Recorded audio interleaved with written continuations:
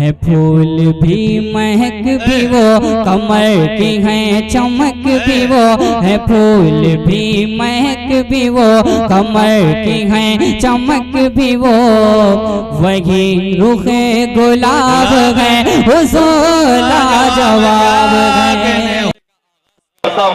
میں اس وقت اس دعوت اسٹیٹ دیتا ہوں حافظ محمد ہارون رشیدی صاحب کو، ان کا استقبال کرتا ہوں کہ ہر سوال کا جواب ایک بار مدل کے کہہ دیے سبحان اللہ۔ ہر سوال کا جواب قرآن میں ہے، کہ ہر سوال کا جواب قرآن میں ہے۔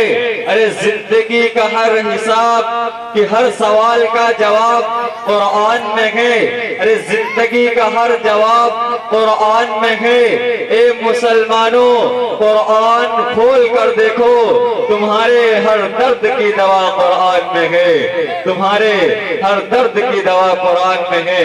اور دیکھیے کہ مسلمانوں اٹھو، کہ مسلمانوں اٹھو، قرآن کی عظمت کو چمکاؤ، کہ مسلمانوں اٹھو قرآن کی عظمت کو چمکاؤ۔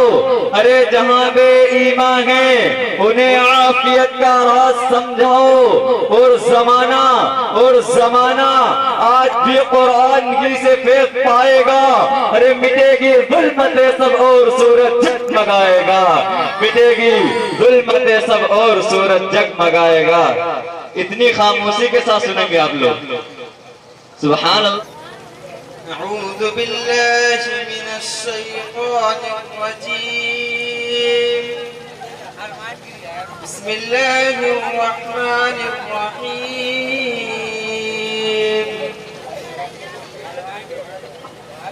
لو أنزلنا هذا القرآن على جبل لرأيته خاشعا متصدعا من خشية الله، وتلك الأمثال نضربها للناس لعلهم يتفكرون، هو الله الذي لا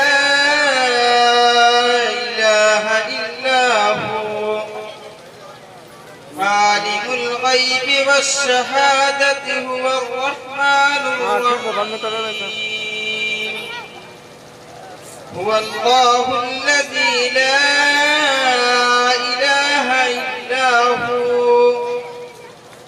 الملك القدوس السلام المؤمن المهيمن العزيز الجبار المتكبر، سبحان الله عما يشركون، هو الله الخالق البارئ المصور، له الأسماء الحسنى، يسبح له ما في السماوات والأرض، وهو العزيز الحكيم، صدق الله العظيم۔